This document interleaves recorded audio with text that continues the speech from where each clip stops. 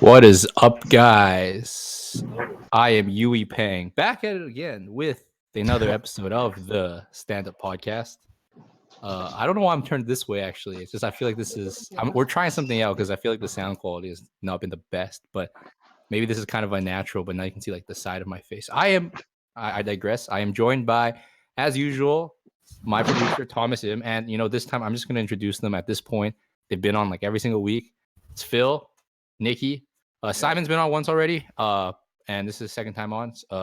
Simon, you want to give a quick introduction? It's only your second time. Sorry. Say one more time. You want to do a quick introduction? It's your second time appearing on the show.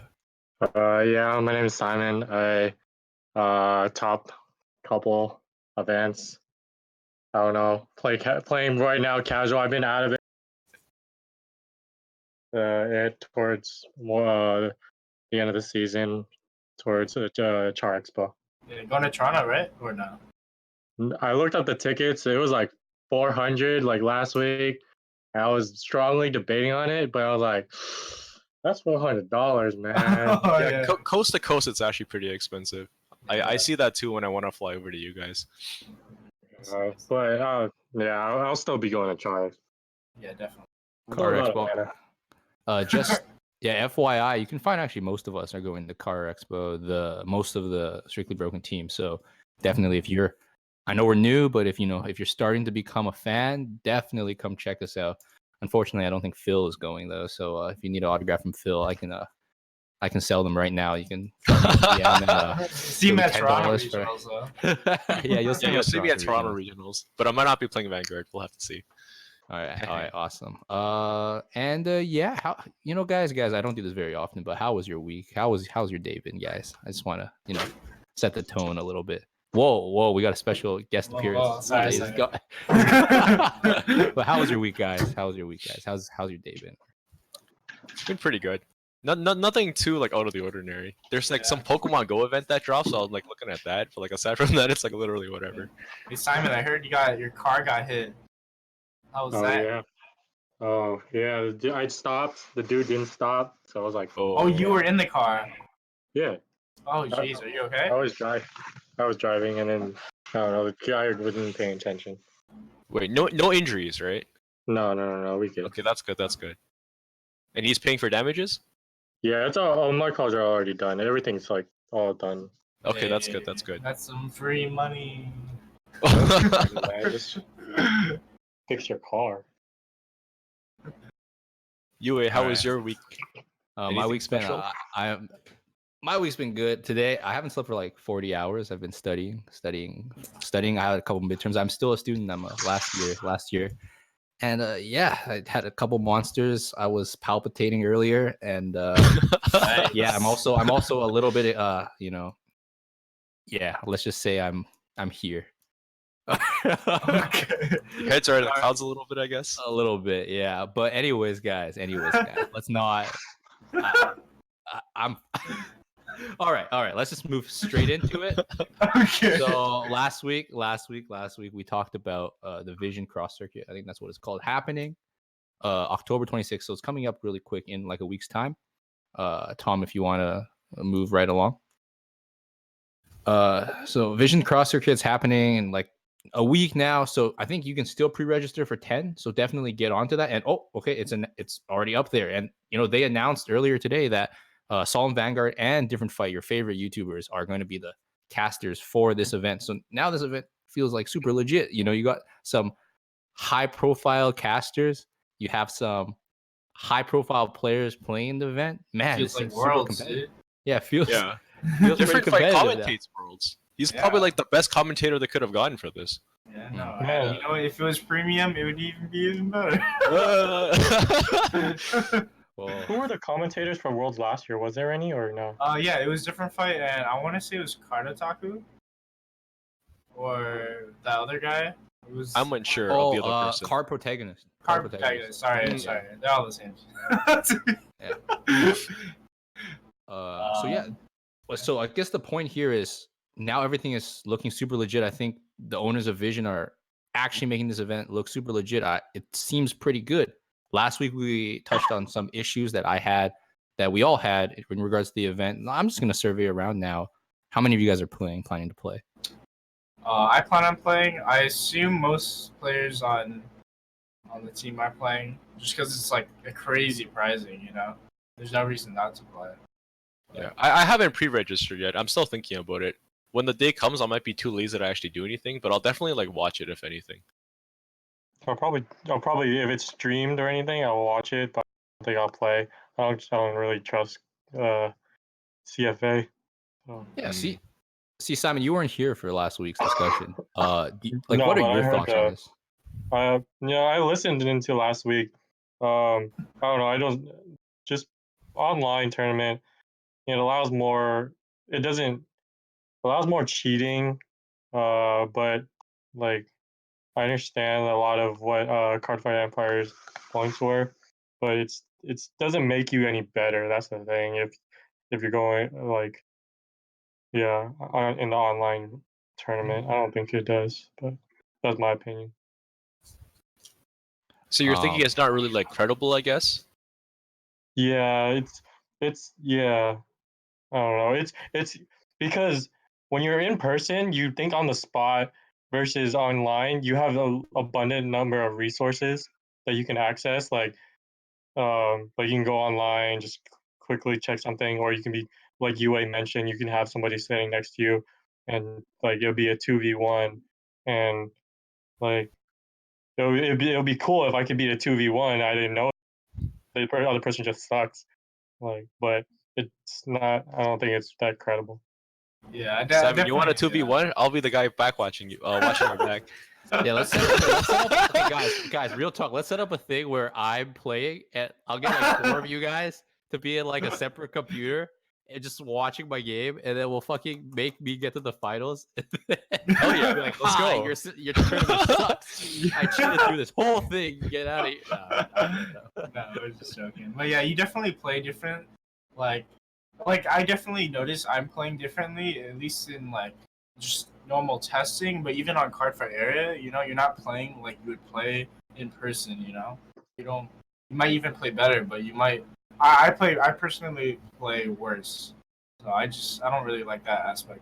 You know, just like not be able to like look through your drop and so like as easily. You know, not be able to see like the physical cards. I don't know. It's just weird to me. It's different.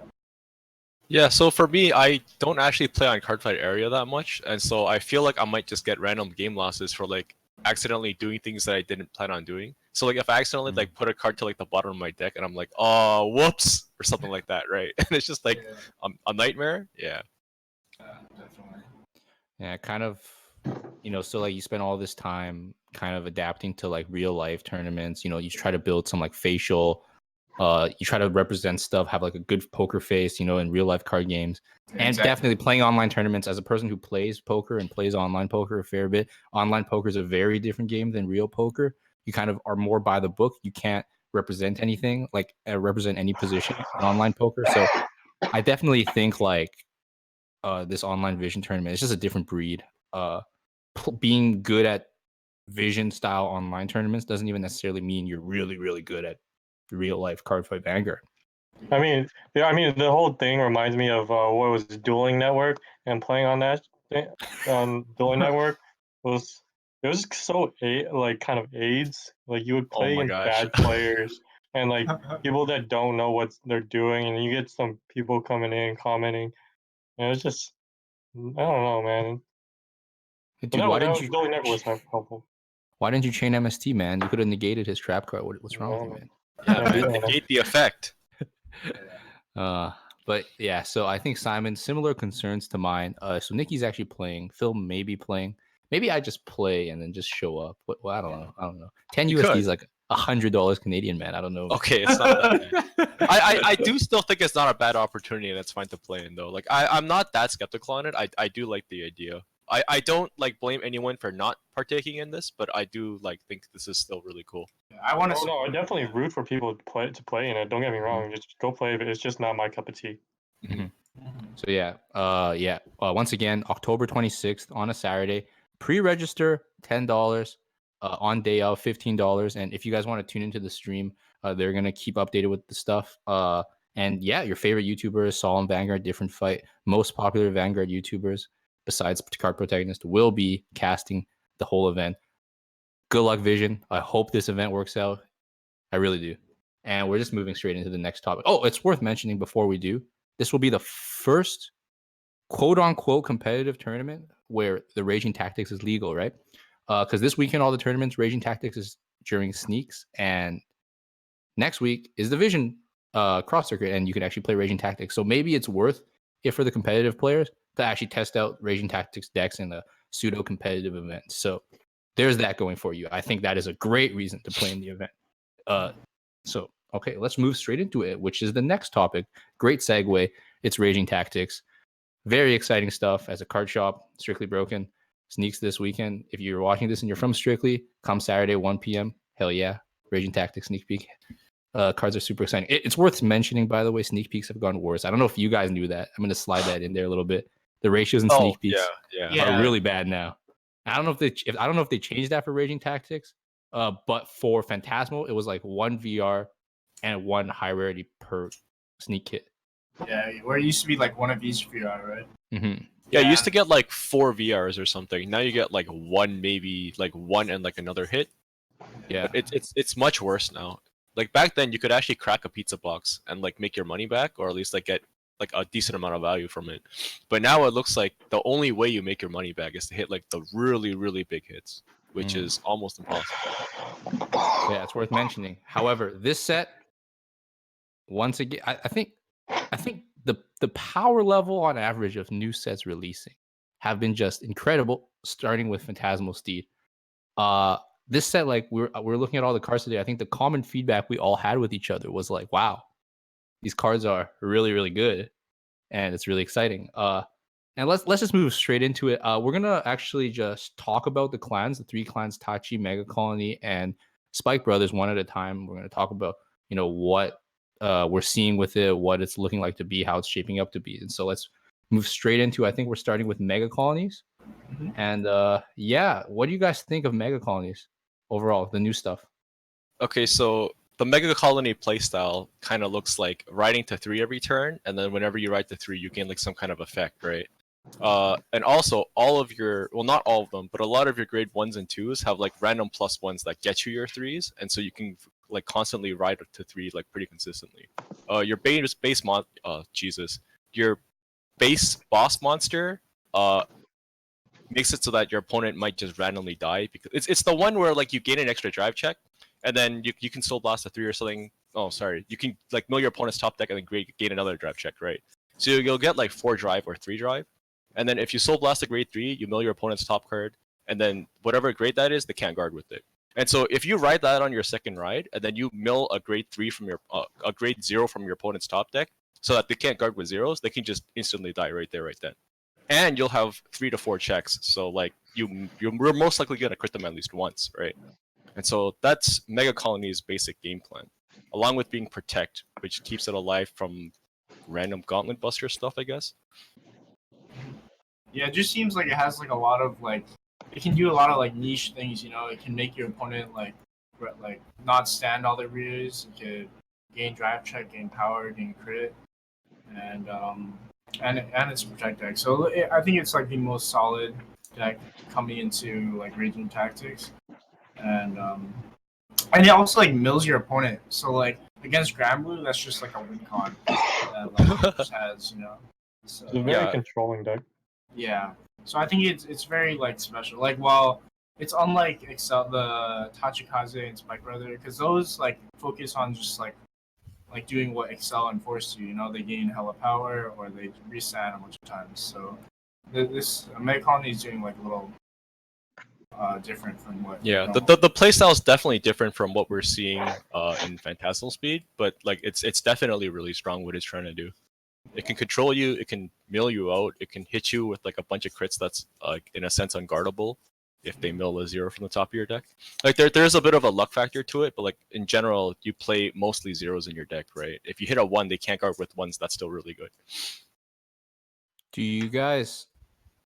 All right, so let's say Megacolony becomes really strong, and like if it hits the 0, you can't PG either. So do you think people will start using grade 1 PGs to kind of play around Megacolony? So if they mill 1, you can't use your PGs, but you can still guard with your zeros. If they mill zeros, you still have your PGs available. If Megacolony is truly a powerhouse deck, do you think people are going to start playing grade 1 PGs? I think you just suck it up, and like if they hit the zero, they hit the zero. Like I don't think you want to like ruin your deck consistency just for one matchup. I feel like even if Megacolony is the #1 deck and you see it like say 25% of the time, that other 75% of the time doesn't like make it worth it, I feel. I agree. And to Simon's point, so Simon says Megacolony looks pretty controlling, but when I was looking at the cards, I actually find that, like, correct me if you think I'm wrong or argue back with me, but it seems like the new protect decks they're making actually emphasize a certain level of aggression now. Like Brufus is, it'll have crit with its effect. This card with all the drive checks and some of the rear guards, making them mill more cards and doing unguardable things. It actually feels like they're making protect in standard more aggressive in comparison to in the very beginning where it was always grind, drop deer, big power kill turn, right? Like to me, it feels like these decks are more aggressive. Actually, they're trying to play for proactive early game plays. I don't know. No, you're right. You're right. Yeah. I sorry, Simon, go ahead. No, go ahead. Yeah, you can go Okay, ahead. I was gonna say, yeah, I didn't really think about that until just now, but now that you mention it, like the Tsukuyomi was the last protect deck that came out, I think. Yeah. And so Tsukuyomi was the last protect deck that came out. DI was. DI too. Sorry, yeah. Both of those decks are pretty. They can play pretty aggro. They're not trying to really grind you, right? DI has like an unstoppable bullying condition. Tsukuyomi just hits you like really hard, and with this coming out, it does seem like protect's going along that line. Simon, go ahead. It's more the idea. I think that Bushiroad wants to make it a quicker game, so they're going away from the idea of grinding and using so much PGs. That's why they gave Protect 2 more power. Just make the game faster versus like stalling out, like what Angel Feather does. Like that's what Bushiroad wants to do. They don't want long games. I do think this is better as well, yeah. They definitely need more buff, I guess, effects. Because right now, and at least like with the upcoming future, like what the meta looks like is like just all Accel. And Accel like just has like such a good matchup against like 12k vanguards. They hit so for those like increment numbers. And so I really think that Protect needs to get like stepped up, or Accel is just gonna stomp it. Especially with like Murakumo dominating right now.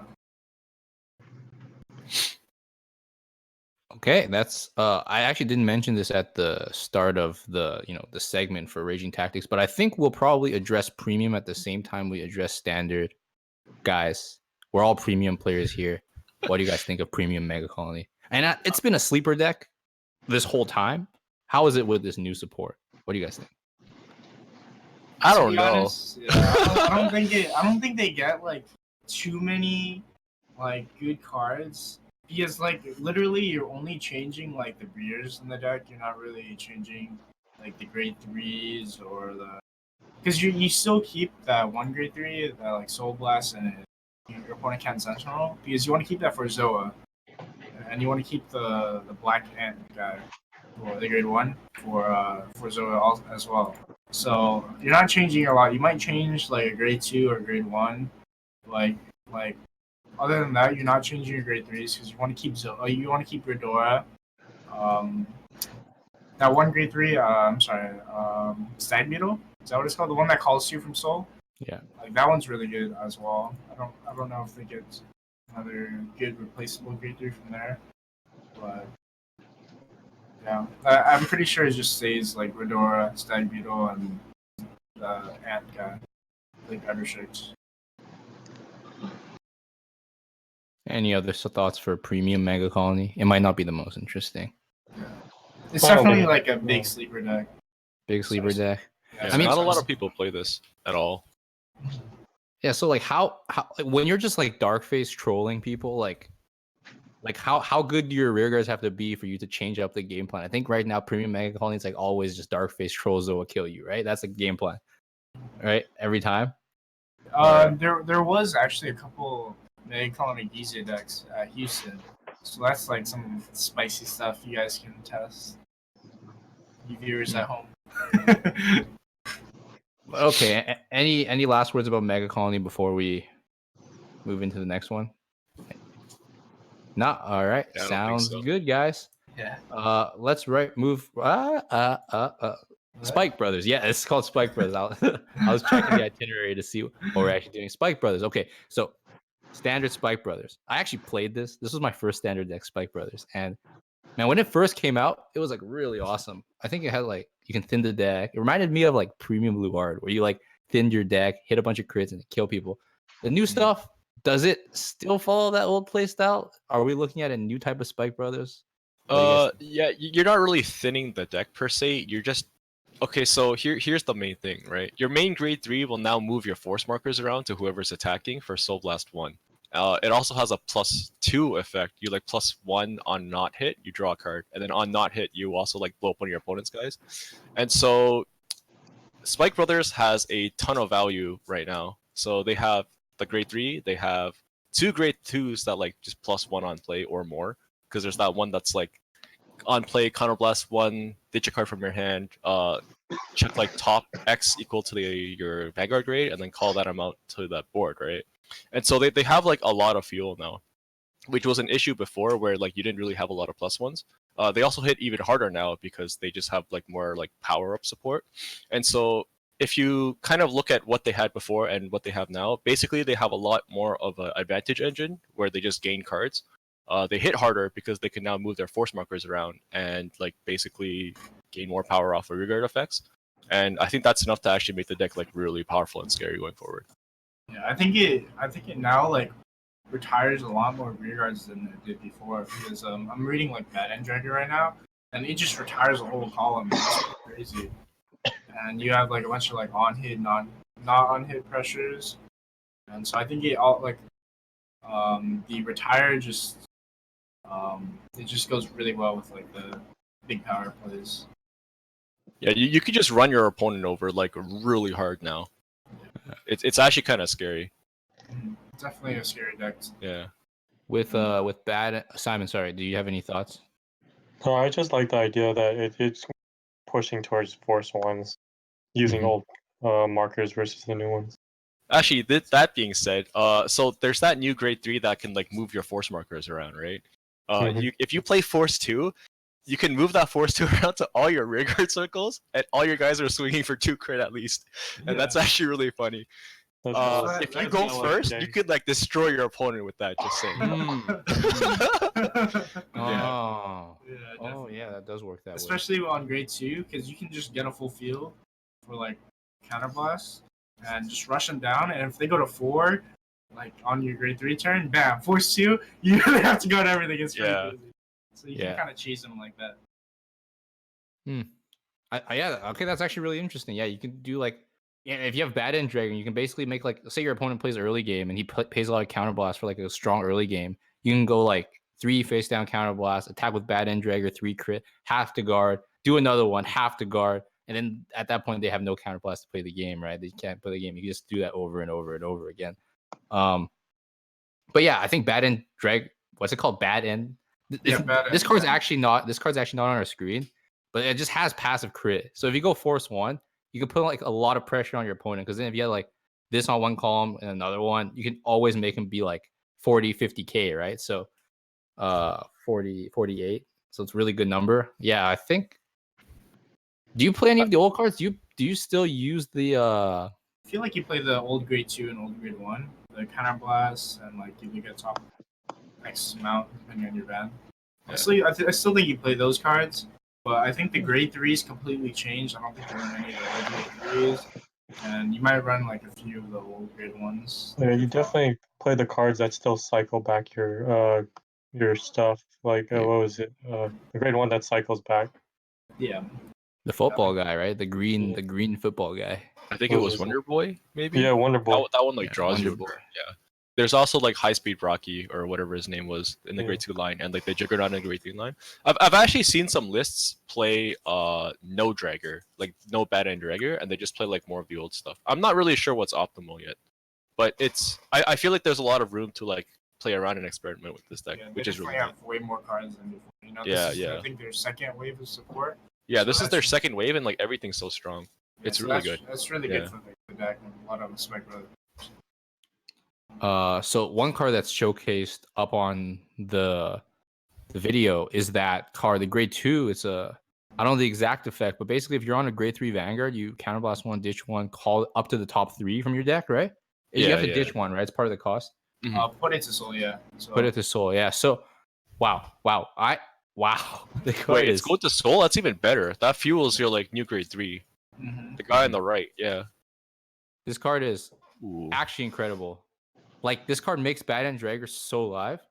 Like so insanely live. It's actually insane. I think this card might be like it's 100% premium playable and like 100% standard playable. This card is, I think, nuts. Probably their best unit, hands down. I don't know. What do you guys think? Yeah, it's really strong. You just get free cards off it, and it fuels your soul. You can like put a trigger in there because you can't really attack with a trigger early game, and you just get like 2 attackable guys, right? And you just get like free board. Yeah. Just a good value early card. Good early value card. Yeah. And then throughout the game, if you like are low on board and you want to push turn, you can play him, spawn 3 guys that's like on place gain 10k, and then shit on your opponent with that, right? Yeah. It's really versatile. And it's the just, like, fact that never it's bad. just a force. It's just like I think force is really good right now because you can just lock some with force 2. You can lock your opponent at 3 damage. You just swing like force 2 to your opponent's van, and like they have to risk a turn of just not guarding in order to go to 5 or just death. All right, so premium. A little bit into premium. I think just like Megacolony, Spikes is like actually like it's an actual deck in premium. It's very aggressive. Like with that stride, the stride from what's that, GBT 13? I forgot the name of it. The red guy. the one that like restand, it like binds your board and like calls it back, right? Yeah, and like I think like some people play for GB8, which is like an insanely strong kill turn. But that early game pressure on that premium deck is good, and I think with these new early game cards, like I think this might be a real deck, guys. What do you think? I don't think the grade 3 is strange. I still think you play maximum just because it works on rear. You're not really Vanguard focused. You might play Bad End Dragger just because it has a crit on rear. So like you can just multi-attack with that, and I don't believe the deck counterblasts that much. Like you can counterblast a few times for the grade 2 and grade 1, but I don't think you're like heavy on counterblast. So I think you have a lot of like first stride pressure. Yeah, do you think this deck is gonna be a good deck? Like in that top 5 range? I actually it looks quite good, man. I'm not gonna lie. I think it's like top 10. I don't think top 5. No, top 5. I don't think the top 5 changes. Fair enough. Guys, any last thoughts on Spikes before we move on to Jurassic Park? I don't think so, no. No. Man, I kind of regret selling my Spikes stuff. Kind of want to play this deck, but it's not Pale I don't know Moon. the new You, stuff. you I can don't know the rebuild new it. It's not that bad. It's not Pale Moon, man. It's not Pale Moon either. Yeah, It's not Yeah. Pale that's Moon. another thing. stuff. All right, and last planet in Raging Tactics, Dinosaurs, Tachikaze. I know a guy at our locals. He's super excited for this stuff, and in my opinion, a little bit outshadowed. I think I'm really excited about Spikes and Megas, but what do you guys think about Tachikaze? Tachikaze is also really, really strong. The whole idea is that you basically load up these equip gauges onto your rear guards, and after they hit a certain amount, they just start getting like ridiculous effects. Like there's one for like every quick gauge it has on it against like 5k, and then when you get 3 or more, it can't be like targeted by effects or something. And so you just start loading it, right? And it just gets huge. And there's no limit to how much you can load, and so it just like there's no limit to like how powerful it can get. And so there's that, and there's the new grade 3 that's basically like when it attacks, you can like restand all your up to 3 guys with like 3 equip gauges on them. And so if you just have like stacked up guys, you're getting like these like crazy wombo combo turns. So like against this deck, like the more time you have, like the crazier you get, and you can hit really, really, really hard. Yeah, this deck's sick. I think it gets like a lot more consistent with the second wave of support. Like a lot more cards get you equip pages, unlike before where like it was kind of hard to get equip pages. But now I think like all the support just gets equip pages, and the new grade 3 is like busted. It just resends 3 rears. So you're an Accel deck, so you have like the multiple attacks just because you have more columns. But now you just get to resend 3 rears, and like, they gain so much power. So I think it's a very solid deck, but I don't know about how much defense it has.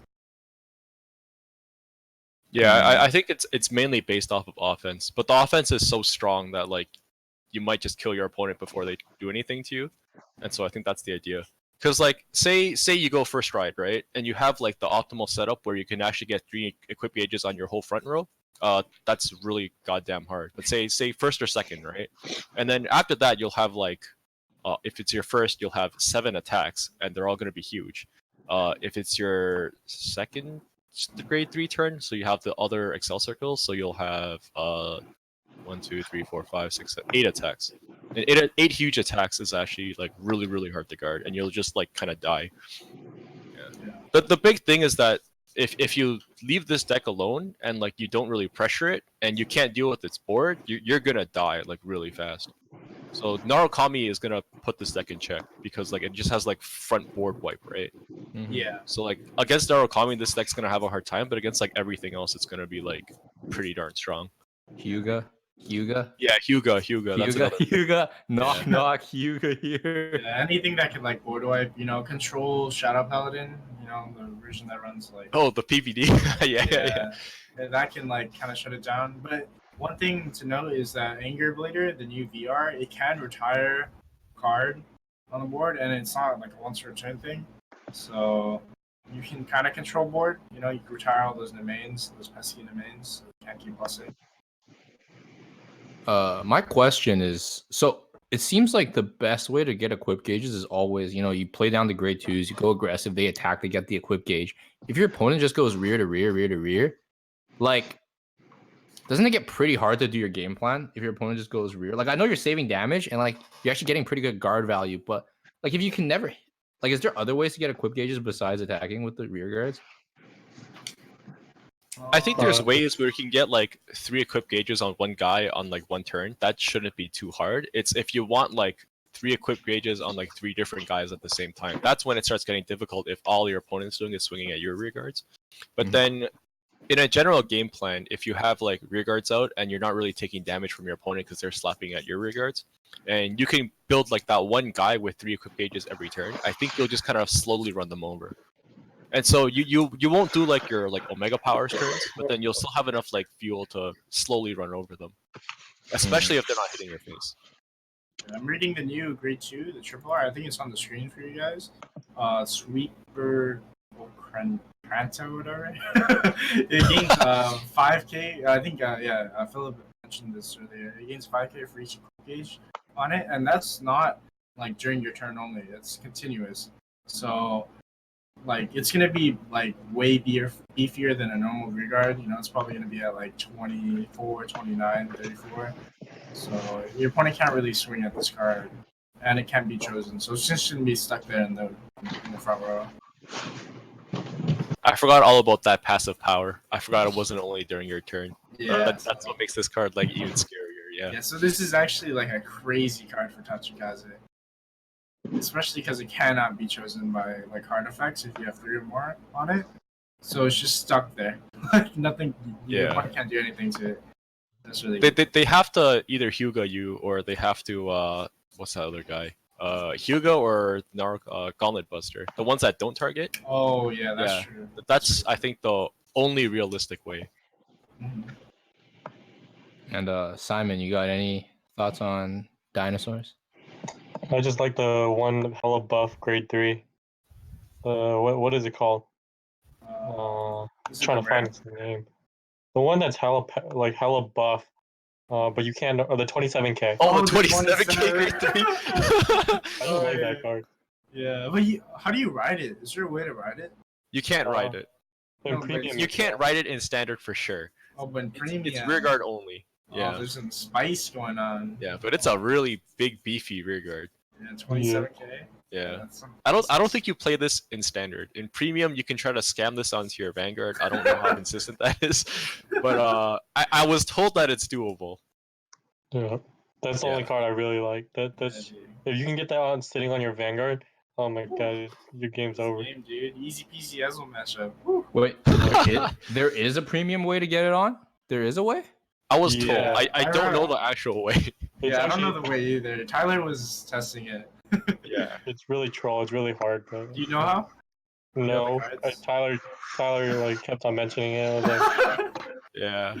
Yeah, Tyler always comes up with some random stuff. He gets super excited about it. When are we gonna "Oh, bring yo, him man, on the podcast? I know there's a Uh, way you can superior ride in Tachi, but I need to read all the cards. I feel like it's the old Dark Rex stuff. I feel like Yeah. that's superior. The old Dark Rex like rewrites himself though, right? Wasn't there like a second supported Dark Rex stuff? Maybe. Uh, All I remember is Spino Driver Dark Rex. That's all I remember. Yeah, Break Right Dark Rex. That shit was bullshit, man. I remember that. That's it. I see. Yeah, Dark Rex was crazy. Yeah. That card is coming back in standard. I don't think it's too great though. It does get like 2k for each equip gauge. Oh yeah, it can just come out for like Sac 2 equip gauges, right? So it's like fuel in case it dies. It's yeah, like you can ride it from your drop, I think. Oh yeah, yes, you can ride it from your drop, or you just ride it. Can you call it from your drop, or is it just ride? You can do either. You can Okay, do- yeah, that's sick.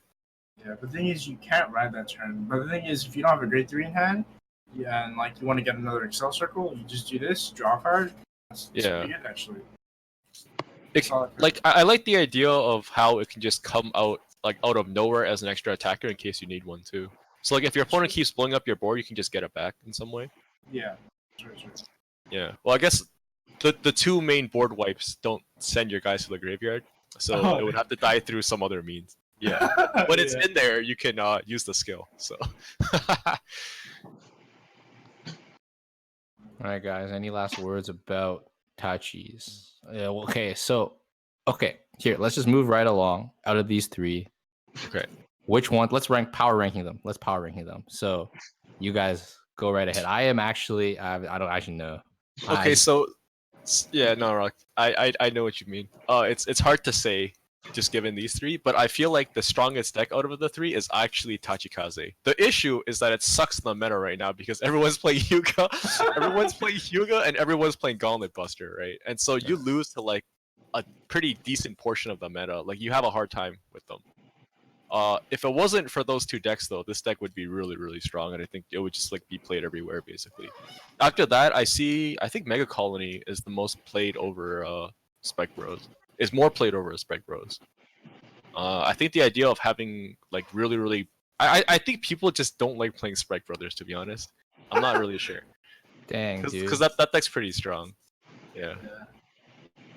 Spec Dude, Brothers actually just has a really negative like. I don't want to say aura. It's just like people just see Spike Brothers as a very negative thing, you know. Dude, there's no waifus in Spike Brothers, man. There's only yeah. one waifu that won the sleeve campaign thing years back. No, that thing was disgusting. I remember that. Cheerleaders, dude. Ooh. Yeah. That was bad. Shoutouts to that. Jesus Christ. So, what do you guys think in terms of Philip's power ranking? So I would disagree. I really like Megacolony. The fact that like each game is gonna be different, you know, you can't really tell what you're gonna be milled. You know, you can't really set up for what the guard restriction is gonna be. So I think that's what makes Megacolony good. Like the surprise factor that in the game, like you won't know what's gonna happen. And so that's like my first, that's my first on the list from Raging Tactics. I guess the second would be Spike Brothers. I think it's really good. I really like the fact that it can gain so much power and it can like wipe like 3 or 4 cards off your opponent's board every turn. And I think that's really good. And then last, you know, it'd be Tachikaze. Now, I just think Murakumo, there's like it's just getting way too good. The fact and more people are gonna be playing it. The promo is gonna be coming out soon. And I think it's just going to be dominating the format right now. Simon? Yeah. I see the set more as like a very more fun set, because of all the different play styles. I don't see any of these like changing the meta very hard just because there's a bunch of other better options. Megacolony, I agree with Nicky. Megacolony is really good. You can get an unblockable, unguardable, and then that just sucks. Spike Brothers is strong. Tachikaze would be good, like Phil said, but it's the meta is all Accel, which is a problem, which is why Megacolony is kind of on the low end side because Accel can still kill it. Like Mm. it's an Accel format. It's going to be Accel format for a while.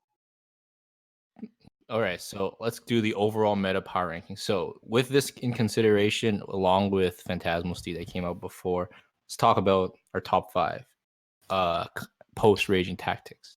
So I get a say in this because I didn't have a say because Pale Moon's not in raging tactics, but Pale Moon is in the whole meta game. I think Pale Moon's still a pretty good deck post raging tactics. Pale Moon's a good deck. I think Megacolony's a good deck. I think the best deck's Murakumo. I do think Murakumo is really good. I've changed my views. Holy 40k, Hey. 44k, 48k. I can't, man. Like I bought Murakumo. Well, I didn't buy it. I stole it from the store. But like that is too good. Oh my god.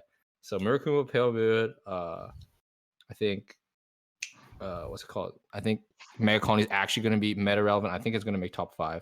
I actually don't think Gauntlet Buster is very good anymore. So we were like testing against Gauntlet Buster a lot. I think it's like people are gonna lose faith in it soon. It's actually not very good against all these decks. Like Hyuga poops on it.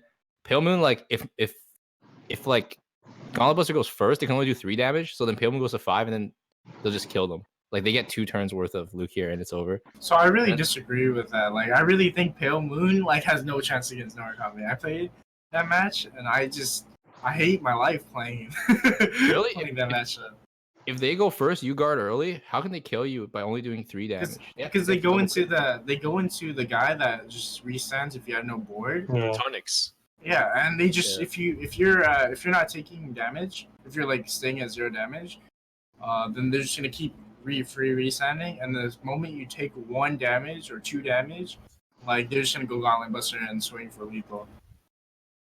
Yeah. At the moment, I see what you mean. Yeah, you're basically saying that if they're forced to ride Gauntlet Buster first, they're pushing you to 5 and they can't damage deny you, right?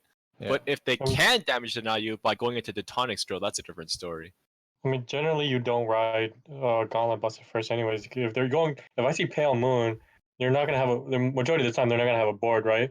So I would go to Tectonics first and get free cards. Sometimes you don't have the choice though, so it's hard to say. Yeah. Yeah. I think it would be better just sticking on grade 2, to be honest. If you had an option to like go to Gauntlet and give your opponent damage, or stick on grade 2, I'd stick on grade 2. Like I know But it's then you very drop like another Accel. yeah. There's another line that in BC we've been testing. I don't know how much they do it in the States, but if you set up a double Rami situation, so what Gauntlet Buster does, they just go Vanguard swing, they don't attack anymore. If you set up like a situation where you can loop Rami over, every time you Rami, you shove 4 in, draw 2, add a grade 3, and then draw for turn. So if you can commit 2, you can if you like say you commit a PG or a guard. After you set up your first sized hand, you can survive for like 4 or 5 turns off Rami. And after 4 or 5 turns, they end up running out of cards. It's actually Sorry, who's you can Rami? do it. Sorry, not Rami. Dorian. Dorian? The names are all the same. Dorian. So yeah, Dorian looping. So you can like loop Dorian, you put 1 in soul, you ride it as Vanguard, you just keep rewriting it. And the amount of pressure you have with your rear guards being in Accel 2, and then just attacking, maybe you hit 1 front once in a while. Like Narukami just dies if they try to counter CB deny you. Like it actually works. I feel like you don't have like because you have to PG their Van a lot of the time, or you just have to drop like 4 or 5 cards from your hand. So I feel like you don't have the hand to guard Gauntlet Buster every time. I mean, you get to draw 2 cards, 3 cards, drive checks. You get 5 new cards every turn. No, but then you get to commit your board too, right? Yeah. So you're committing like you commit 4 6 cards and you get 3 back, and then you draw for turn. So like you actually get all 4 back every time. So as long as you see PGs, you can survive for like 3-4 turns. You're getting 4 cards back, but like you have to ditch 2 cards every time because you're PG and then discard 1. No, I agree, but like the point is like you will after the first Rami turn, your hand size is 8, so you can survive 4 turns, assuming you get like PGs or you get like heals in your hand because 2 heals guards a Gauntlet Buster for 2 to pass in the beginning, right? Or like 2 15Ks also guards it for a 2 to pass, I think. or 15 and a 20. It's not like obviously it's not like perfect. Yeah. But it's like a play around. Dorian does help you win the matchup because if you actually swing for like, say you get what's it called? Lillian. Lillian is 24 in the Accel column. They have to commit a 15. And then when you hit Vanguard and you hit a trigger, they can still die. It kind of works. Anyways, this is not a Pale Moon discussion. This is why Tyler fucking hates talking to me on Facebook. I do see Every where time you're coming from, though. It becomes a Pale Moon discussion. This is raging. We're here to discuss. Oh yeah, that's my play around for standard Pale Moon against Narukami. So I think Narukami falls off. That's my opinion. I think Spikes is looking pretty good. Like you guys said, I think Tachi's just loses way too hard to Hyuga and Narukami, which people will play. So I don't think it'll actually be relevant at all. And people will probably be scared to play, so they just don't end up playing it. So I guess it's Pale Moon, Murakumo, what's it called? Megacolony. I think DI looks pretty good. Maybe Gauntlet. I still don't like DI personally. I still really don't like DI. I think Shadows is okay right now. Yeah, DI I just don't like that playstyle of like having to Exodia your opponent. There's too many things that go wrong. Like it's just inconsistent as hell, and you'll die before anything good happens. Like most of the games you play. Yeah, Shadow really Paladin like is DI. interesting. Sorry? I really like DI. Yeah. I'll explain it later. Okay. Yeah, I personally don't like it. I do know that if what you're thinking is like the regular No Life King build where you don't really try to like wombo your opponent, you play like kind of like old DI, but then you play with the new stuff, like new grade 1s and 2s. That I think is fine. That might be good enough, but I haven't seen it enough. So I'm gonna leave it out of the top 5, but it could be up there. But yeah, I think Shadow Paladin's still not bad right now. I do think it might be like 5th on the list though, if it's up there. Have you played one of the games where Shadow doesn't draw dark? It's like auto. Yeah. That's a big problem. Yeah. Holy. But like I know Ryan Kai from Singapore, he developed a playstyle with Danger Lunge. Like he just always stacks Force on the van and always goes for strong Danger Lunge turns. Oh yeah, I saw that. Yeah, it's like a playstyle that actually really works. And then like if you trigger one crit, it's usually 3 to 6. That's the playstyle now. And it seems pretty good. Like that kind of works. Yeah, Danger Lunging on the van is pretty good. Yeah, it's a very unique playstyle, and I think can make its way into like the meta. I can see that. Yeah. So you damage deny them really early, and then you just like one shot them at some point. You don't even damage deny, but you're just pressuring. You go like like light pressure. Yeah, you just go like swing for a 10 boosted, swing for a 10 boosted, and then you just go swing for a 20. Like that, like Vanguard swing with more, just swing for 20. Like super weenie attacks. Try to force them to give you like 10s and stuff, and then just instead of stacking the forces on the rears, you just stack it on Van and try to like shit on them with like a crit on the Danger Lunge turn. Yeah, you just like Danger Lunge. Okay. Just sounds like Waterfall. Yeah, pretty much, exactly like Waterfall. It is Waterfall. It is 70k Waterfall, man. But yeah, yeah, but the best part about this is that you can do it on Rearguard Circle too, so your Vanguard is better than Waterfall. Yeah, but you do it a lot faster than like previous Waterfall. Like with the Danger Lunge deck, you can do it like second ride at 3 and be like 70-80 because you on your first ride at 3 you just call as many Blaster Darks as possible. Is you run.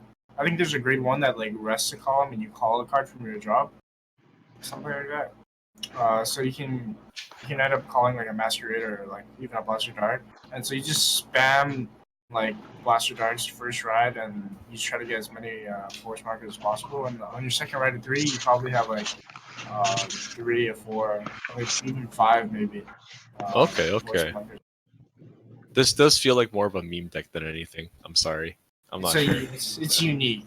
All right. I mean, that is the actual. That's the only way Shadows can beat Hyuga, though. Like, I gotta be honest, because Shadows has the most abysmal Hyuga matchup imaginable. If they're on Hyuga, you actually just can't play the game.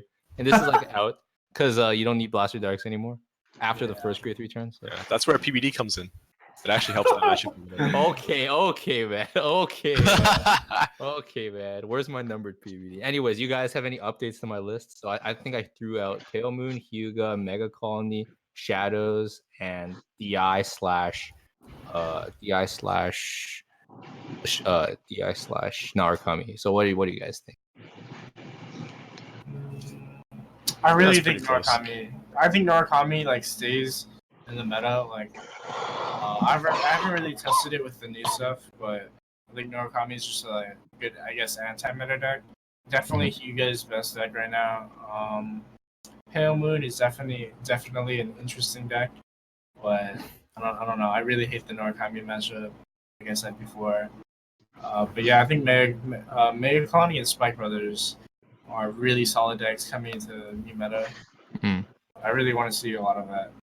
Oh, yeah. Nikki, explain to me. Oh, sorry, I don't know if I interrupted Phil, but I want Nikki to Oh, yeah. explain the Dark It's okay. Irregulars thing because he kind of.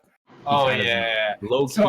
I think Dark Regulars is busted because you just like I've tested like a couple different versions of it, and I think you just try to No Life King, like just do the No Life King. I don't think you ever ride Brewfist unless you have to, but you just No Life King and then you go to you try to get to the point where you can hard leg and then do the No Life King. It's a Master of Fifth Element, and I think that's just again.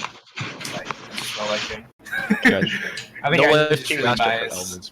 I think I'm just really biased because I've played at DI and Premium. But... What do you think about No Life kicking into the Grade 2 promo, Rodeo? No, you don't do that in Standard. No. Yo, but you could do that in Standard. You could, right? But it's fucking terrible. Alright. It's freaking... Yeah, you're not gonna win the game like that. Okay. Yeah. Okay, so there's something that I hate myself for bringing up, and that's Aqua Force. I do feel like Aqua Force might have a spot here. I hate it so much. Like, I know Josh, like from last week, loves this deck, and I understand. Yeah. I know he loves the deck. I understand why he likes that deck. I do think the deck is really strong, but I just hate that deck. I don't know why I hate it so much. I feel like it's way too strong for what it's supposed to be. It's like one of those BS things that just like shit on you out of nowhere, right? I think that might be why. The fact that they can go Glory, call full board. Oh, I got a front trigger. You got no damage triggers. Oh, you can't guard my turn. You can win the game on turn 2 when you like ride an Algos and play like a Tidal Assault on the rear guard. You can just win the game right there, right then. It's so insane. That's what, 5 attacks on Grade 2 turn, right? Yeah, if your opponent can't damage check, like how like Josh said it like last week. Yeah, it's over. You go next. Sometimes there's no next. Yeah. It's so bad. It's so good, but it's so bad, you know? Yeah. It kind of shows how Standard is. Yeah. I hate Standard. Yeah, like that deck definitely has a spot in the meta. It's so strong, but it's so bullshit, man. Oh my god.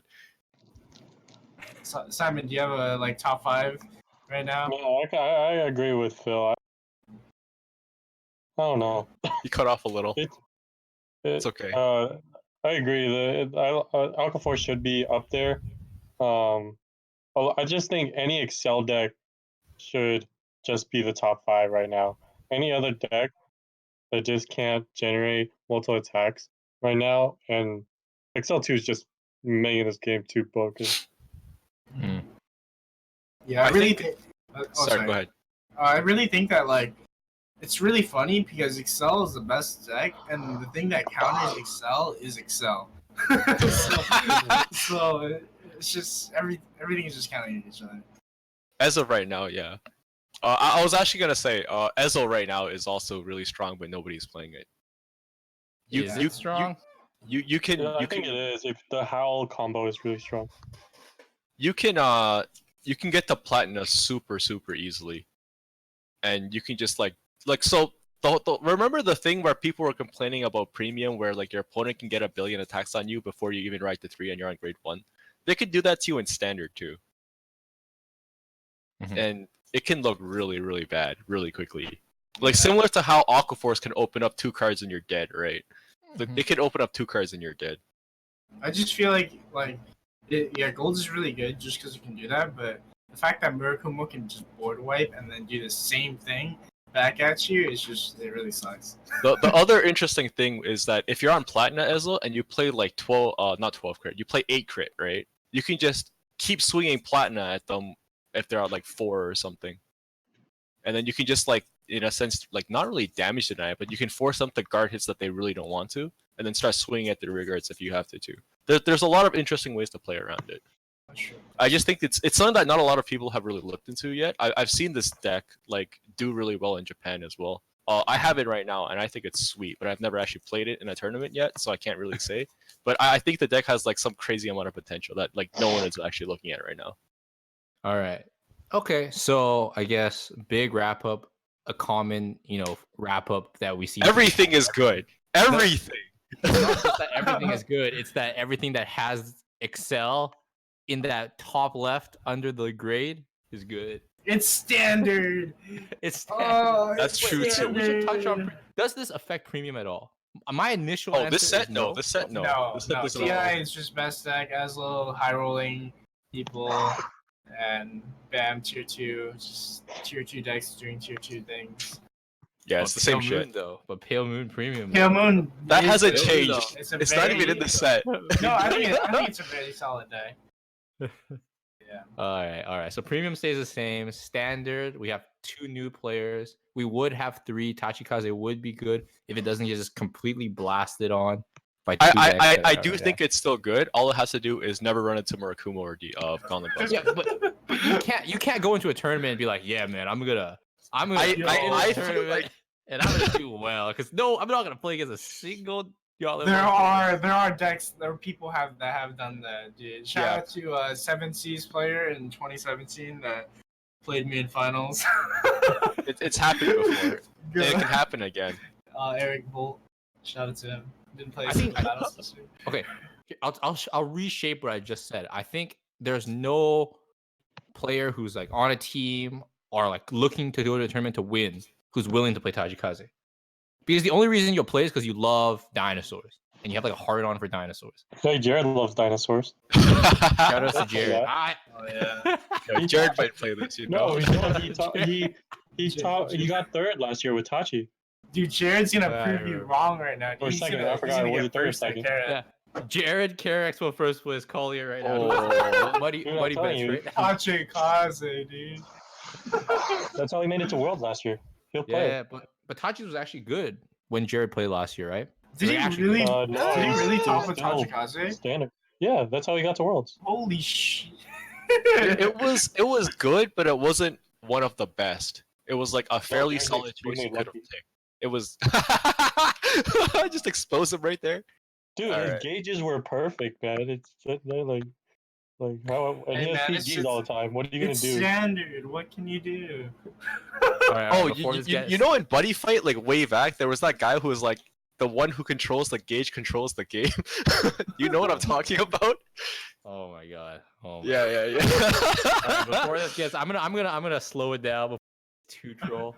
All right, so we as All usual right. we hear Nicky complaining about standard, and and all the decks seem to be good, except unfortunately what's not good. Can we say something that's not good? Can we just Angel Oh, Feathers is not good. Angel Feathers complete trash. We're complete trash right now, and complete trash with the new support too. It's just all around complete trash. Yeah, I think that might be the worst deck in the format right now. It's so sad. all right? I'm trying to think of another one. There's definitely some other ones out there. I can't think of it off the top of my head though. Alright, should we whatever. pull up No, the list? Nubutama? I don't know. Oh, Nubatama's really bad right now. Yeah. Yeah, But really Actually, bad. no. Nubatama can still do the thing where they chicken you turn 1 and you can't play the game. Oh, And they're gonna do it again when Hazel comes out. You know it's true. yeah, that's true. That's true. Yeah. All right, They- all right, They have guys. their own cheese. Well, I think we're in a good spot, and we're wrapping this up. I think we're segueing perfectly well into the upcoming tournament this weekend. Now, it's worth noting, like I said earlier, Raging Tactics will not be legal for the BCSs that are happening this weekend. Something else to note: there's actually 4 BCSs happening this weekend. So we usually go through all the BCSs, saying what's going to top in this region, what's not, based on region preferences. But that's just a waste of time. There's 4. There's one in the Philippines. There's one in New Zealand. There's one in Atlanta, Georgia. I think the last one is in Italy. So, as usual, because there's one in Europe, we got to shout out Solemn Vanguard. And Nicky knows what he's gonna play, but I hope you guys all take him out in the tournament. If he Wow. doesn't win this one, oh my god, I'm gonna give him the biggest roasting of this. Good luck, Solemn. Good luck. He I want better to see win. you win. It's Italy. I think they're like 5 years behind normally, right? They're like, Oh, Yeah. good point. Yeah. so. Oh shit. I This- didn't even realize that. This is what I don't Yeah. understand. Why do they have a BCS in Italy when their format is from 5 years ago? Like, I what the know. hell? Let's not talk about that. I have no fucking idea, man. Are they forced to play that format? Yeah, they're No. forced to play the English format, the one we're in right now. Yeah, Oh, ours. okay. Yeah. I think their local scene, like the Italian parts and all that like stuff, like I think it's like maybe in G-Berg right now. I don't know, or maybe it's in like TikTok. I don't know. It's very early. It's way like a couple years. I want to say. Yeah. So, all right, guys. So there's 4 regionals. I'm just gonna assume that they're gonna homogenize into similar topping results. So I'm just gonna pass along to you guys. What are the predictions this time around? Let's go standard first. I think people are starting to realize that Murakumo is super good, so we're gonna start seeing some more Murakumo now. We've already seen a lot of it. We're gonna see even more now. That's what I think. Yeah, I agree. I think Murakumo is just gonna dominate like all the regionals right now. But I just can't wait until someone realizes how sleeper of DI is. I really think DI is really good, and I think DI can do well. Do well in at least one of these regionals. Simon, you got Man, I don't even know. There's so many random decks that can win. I just want Shadows to win one, so everybody They can did net deck it. They won Did? one, but I don't remember where. It Yeah. was a non-NA tournament, from what I remember. I want one that has PBD in it, so people can rage so I think hard. it did have PD. I think it had. Yeah, it had the one numbered on PBD. Yeah, had Okay the then. numbers. Okay, I need another one. You could just play that deck, but change that one PBD to something else. Yeah, change the number of the PBD. Oh, I changed it to 0. I think one thing to note is a lot of WCC members are going to New Zealand. I think that's their area, right? Oceania. I think it is cheap for them to Yeah, fly I know they're in regionals. Asia Oceania. I'm not sure which one of those guys are going to be there though. Yeah, I feel like some of them are going to New Zealand, so I think we should definitely expect a lot of WCC members to top New Zealand. I don't know how good New Zealand's metagame is, but we'll definitely find out. I mean, at this point, it just feels like to me like like every single living, breathing human in Australia, New Zealand, and like Singapore is just WCC. Like their moms are WCC, their dads are WCC, their fucking babies are WCC. Like, what the fuck, man? Like, is this even a team or is it just a bunch of people with like a WCC tattoo? It's on just the a forehead? whole continent, dude. Yeah, it's a whole continent, dude. Their president is fucking WCC. Like, holy shit. Jokes aside, yeah, a lot of WCC. If all top 8 is not WCC, then probably some NA dude flied there to play a tournament or some shit. I don't know. They can't even get the trip if they go there, man. It's like the biggest scam. Yeah, I just know. go there just to deny a WCC person. Man. That'd be hilarious. Yo, if somebody from so this is interesting in Bushido tournaments, right?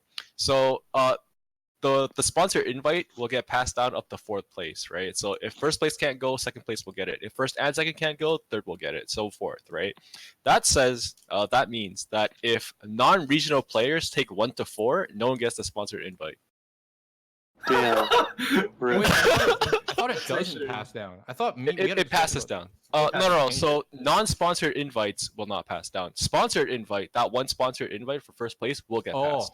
Yeah. I see. Yeah. That's But yeah, really so hilarious, actually. yeah, I know, right? So 4 of us should go there. And Well, I mean, okay. See, that's so actually, no, that's genius. Okay, never mind. Take it back. That's Genius. just so mean. I'll book the tickets tonight, guys. Who's coming with me? Yo, fly me in, man. Tag me in, coach. Tag me in. We'll just Alright, become alright. New Zealand residents overnight. Oh, true. Easy peasy. How hard is it to acquire Oh my citizenship? I don't know. You just gotta marry a WCC member. Oh yeah. Okay, okay. Dude. During now, dude. Let's get engaged. Yeah. Is gay marriage legal over there? I actually don't know. All right. Well, if, I'm not too sure. I know it's legal over here in Canada, so they Yeah, could come it over is. here. But yeah, they come here, hey man, just find a WCC player who's female over there, get married. Are there any female WCC members? I don't think one exists. No, unfortunately, they're all dudes. Oh man, that means in like 50 years there's gonna be no more WCC people because they can't really talk. I feel like the only Troll. team with a female member is Vision. Yeah, I Yeah. think it might be. Yeah, Sarah Michelle, and I don't even know if they have any other members. They have China, right? China Ross. Oh yeah, China Yeah. China Oh, Ross. okay, yeah. I They're feel like there's lead one editor more. person, right? Yeah. Anyway, let's get back on track. So what was it? You guys said you wanted shadows, you want to see DI, you expect a lot of Murakumo because it's pre-raging tactics. And I'm gonna throw my little piece in there, Pale Moon. 100%. One of the wins is 4. That's like 4 chances for Pale Moon to win one of them. Let's hope people are good enough at playing that deck now. We talked a lot about like top 5 decks. Is it the same as last week? Because like I guess the meta is not that much different. It's still Murakumo, Pale Moon, Shadows, Gauntlet Buster, Narukami, and like Yeah, not much has changed. Just more Yeah, people it's the same realizing Murakumo is like a lot better. yeah. Sounds good. And like premium, let's go into premium then. Woo! What's gonna win? I hope tournaments. people realize DI is just the deck right now. Like, I don't know if anyone's realized that like DI is just the best deck. Yeah, Oh. they're still working on it. They're a little slow, Yeah. They So obviously don't watch the stand-up podcast, but Oh, yeah, yeah, definitely they don't. not. They see one result and they're like, "Oh, okay, this guy won with DI." Sure. We did get more DI winners though. I remember there's that WCC member who won with like the OTK variant, and Oh, so yeah. that'll put another list up for people to look at. But yeah, like once people start realizing that DI is the best deck in premium, all we're gonna see is DI. Similar to how we like always saw was Ezel, right? Mhm. But like we'll definitely still see Ezel here and there. Depending on whether or not people are willing to play the DI deck now, we either see all Ezel again or we see only DI. I'm not sure. We gotta see. I'm gonna say that DI wins 2 of the 4 BCSs. I'm that confident in it right now. I think like I think in like New Zealand and like Georgia and like Italy, I feel like DI is just gonna dominate. I just don't want to see Ezel win anymore. That's Nah, just man, I it wanna for me. see I'm so Ezel sick of win. I'm so sick of seeing that deck, man. I want to see it win. Yeah, Simon, you have a hard on for Ezel, right? No, I just want to see. I want to just. It's just a middle finger to Bushiroad saying that, like, even though you hit us, we're still winning because we have one card that makes the deck broken. That's very true. Yeah. Yeah. Ban Spirex, please. Just do it. Yeah, see, like, it's just a middle finger, like, suck it. Yeah. I'm sorry, I just want Bushiroad to see that they did something wrong, or No, they didn't. Bushiroad always does stuff wrong. You know. I'm calling out Bushiroad right now, dude. Yeah, they're working on it. Hopefully. So Nicky, this is Solemn's format, right? So Solemn gonna win Italy. Oh man, if he doesn't win Italy, I'm gonna.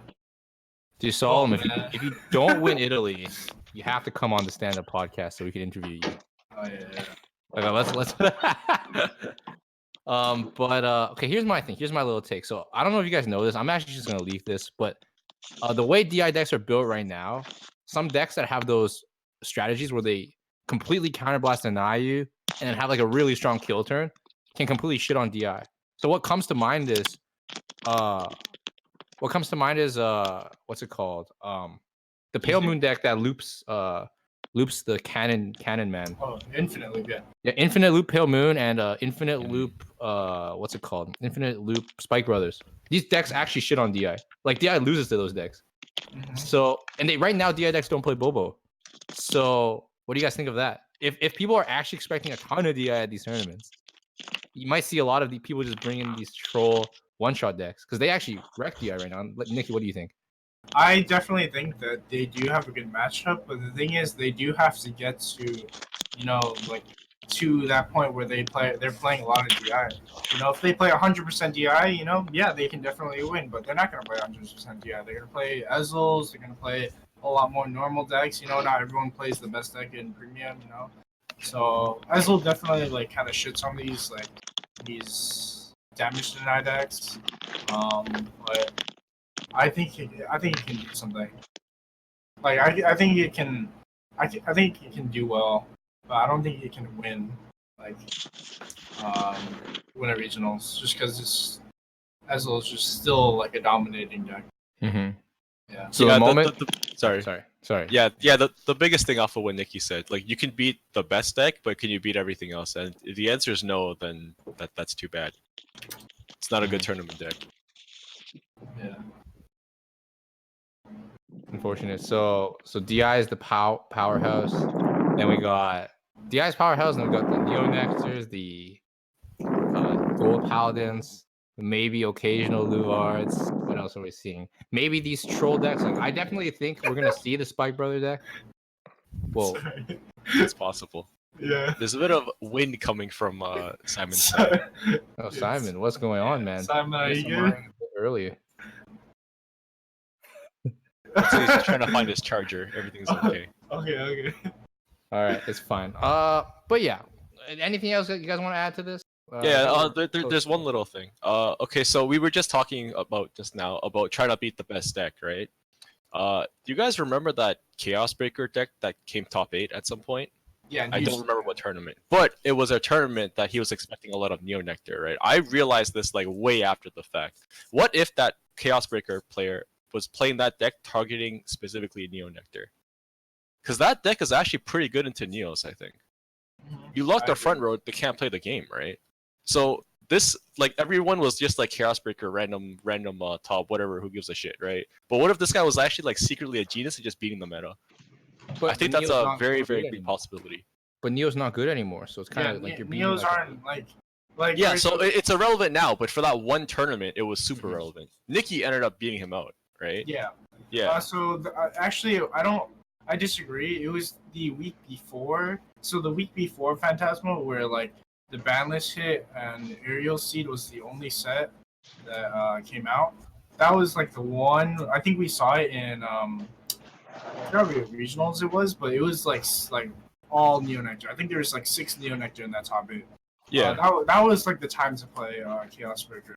But right now, Neo Nectar isn't as dominating as like at least in my regionals, there was only one Neo Nectar player, and he got beat out by like Ezel or something, or Great Nature, something like that. So I think we're gonna definitely see a lot less Neo Nectar. Maybe in Georgia, U.S., Atlanta, Georgia. I think we're gonna see a lot more Neo Nectar just because, like, I guess people in the U.S. just like really think that deck is like crazy for some reason, even though it's not. Like everyone just still like is just like tunnel visioning Neo Nectar as the best deck. I think it's just the most affordable and simple option for premium. That's probably why everyone's playing it. But yeah, I do agree that it's like the Chaos Breaker strategy is not good right now. I'm just saying, like, back then, when it like right before the Texas regionals, the regionals right before that, everyone was playing Neo Nectar, right? And so in that person's head, if they were thinking, okay, everyone's just gonna play it in the Texas regional as well, then let's just go in. Because like I remember the only main thing that changed was that DA became good, right? But not everyone knew that yet. So there's a world where that guy just played against like only Neo Nectar, just like what happened in the regionals before, and then he actually won.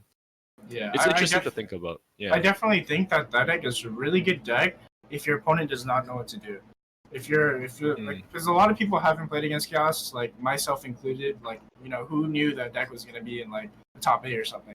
Yeah. But I really think it's a really good deck if you just don't know what to do.